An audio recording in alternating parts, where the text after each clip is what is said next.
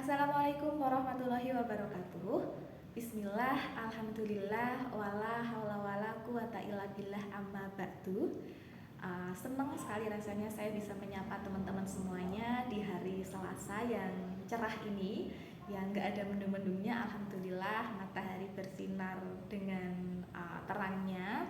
Jadi semoga senantiasa dalam setiap hal yang kita lakukan selalu mendapatkan ridho Allah dan juga mendapatkan kebaikan-kebaikan dari apa yang kita lakukan. Jadi saya percaya bahwa kebaikan yang kita lakukan nanti akan kembali kepada kita, seperti halnya doa-doa yang kita lantunkan itu juga akan kembali kepada kita. Jadi mengapa kita itu tidak boleh berbicara buruk, tidak boleh berdoa yang buruk, karena semuanya akan kembali kepada kita. Jadi kayak semacam siapa yang menabur dia akan menuai. Maka mari mulai dari sekarang kita jaga tutur kata kita, jaga sikap kita, karena semuanya itu akan kembali pada kita. Meskipun kadang kita merasa mungkin tidak nyaman dengan seseorang, atau kita merasa bahwa ada seseorang yang menyakiti kita. Jadi mungkin secara naluriah seperti halnya akan mengatakan hal yang buruk-buruk kan, seperti itu. Tapi percayalah bahwa semua yang kita ucapkan, semua yang kita lakukan, apa yang kita doakan itu akan kembali kepada kita. Jadi ketika ada orang yang gak suka sama kita, doakan yang baik-baik, insya Allah nanti akan kembali kepada kita. Entah melalui perantara siapa, itu hanya Allah yang tahu. Oke? Seperti biasa kita akan belajar bareng, akan diskusi bareng. Kemarin kita belajar tentang 4 macam batal puasa, yang mana qadha dan yang mana fidyah. Jadi ada beberapa macam hal-hal yang membatalkan puasa, dan penebusannya itu juga macam-macam. Yang pertama ada yang penebusannya itu harus dengan qadha, harus disarutangi di hari yang lain. Yang kedua ada yang penebusannya itu dengan membayar fidyah gitu. Jadi ada beberapa hal. Nah, kita akan menyinggung tentang sanksi yang bisa dibilang berat untuk orang yang memutuskan puasa karena alasan ini kan gitu. Jadi alasan apa yang membuat seseorang meninggalkan puasanya atau membatalkan puasanya sehingga ia mendapatkan hukuman atau penebusan yang bisa dibilang berat kan, seperti itu. Jadi kita akan belajar sama-sama hari ini tentang hukum bersetubuh atau jima di bulan Ramadan pada siang hari saat berpuasa. Jadi kita tahu bahwa ketika kita berpuasa kita tidak boleh berhubungan badan dengan suami kita atau dengan istri kita. Jadi ketika hal itu dilanggar, maka ada hal-hal yang harus ditebus gitu. Jadi dalam suatu riwayat hadis Bukhari Muslim menceritakan tentang seorang laki-laki yang mengadu kepada Rasulullah, mengakui bahwa ia telah melakukan pelanggaran tersebut. Lalu Rasul memberikan 3 sanksi yang dikatakan secara berurut-urut. Jadi ada 3 sanksi orang yang berjima saat puasa di bulan Ramadan. Sanksi ini dilakukan secara berturut-turut, maksudnya urut-urut. Jadi ketiga-tiganya itu nggak dilakukan semua. Jadi sanksi yang pertama itu sanksi yang berat.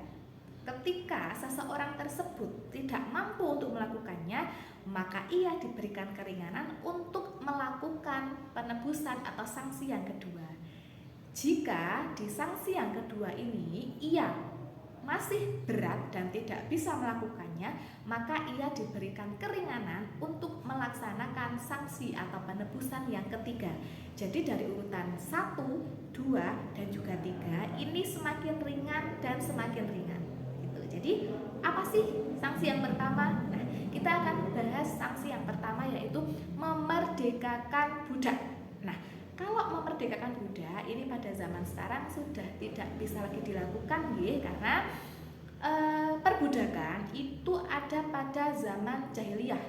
Nah, ketika Islam datang, Islam memuliakan perempuan, bahkan surga ada di telapak kaki ibu, maka untuk sanksi yang pertama ini tidak bisa kita lakukan di zaman kita yang sekarang ini.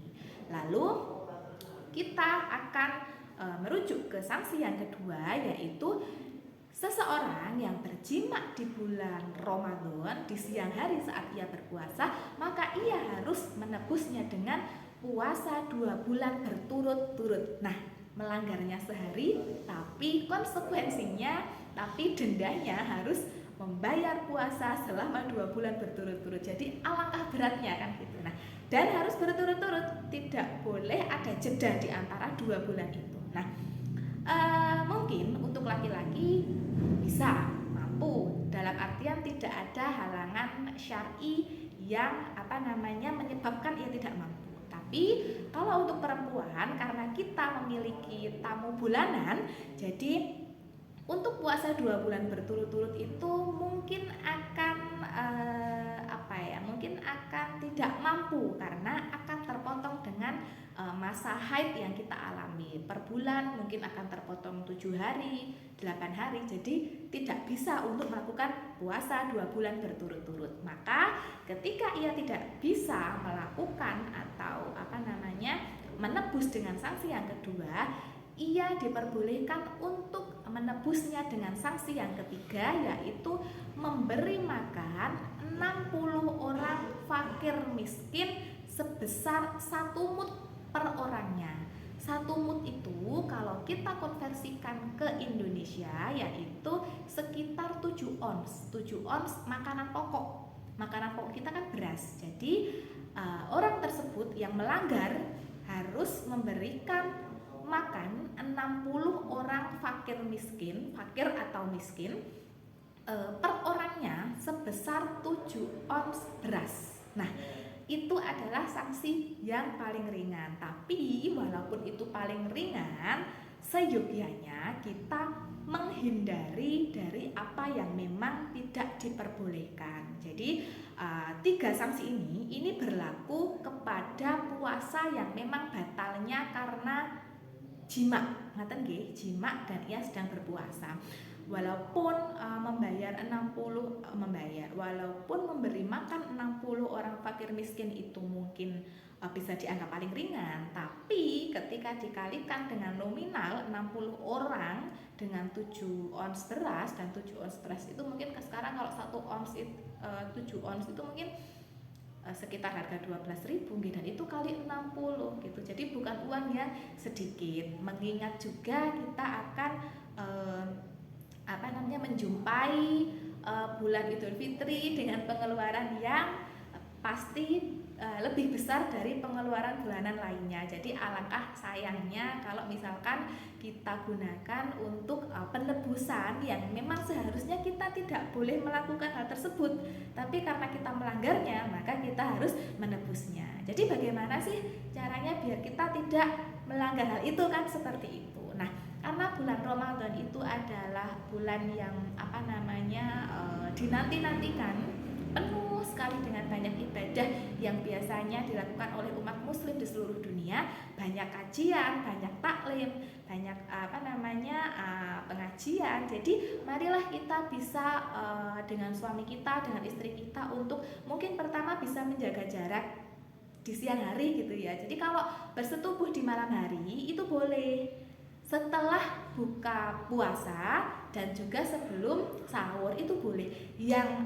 tidak boleh dan yang ada tebusannya, ada sanksinya itu adalah dilakukan ketika setelah sahur dan juga sampai sebelum buka gitu. Kalau malam itu boleh, maka di siang hari marilah kita mungkin menjaga jarak dulu agar tidak tergoda oleh syahwat atau nafsu. Yang kedua, bolehlah kita ikut kajian-kajian, ikut taklim. Kalau mungkin secara offline, secara langsung kok mungkin di desa kita mungkin belum ada kajian, bolehlah kita ikut kajian online seperti mendengarkan konten-konten saya gitu kan.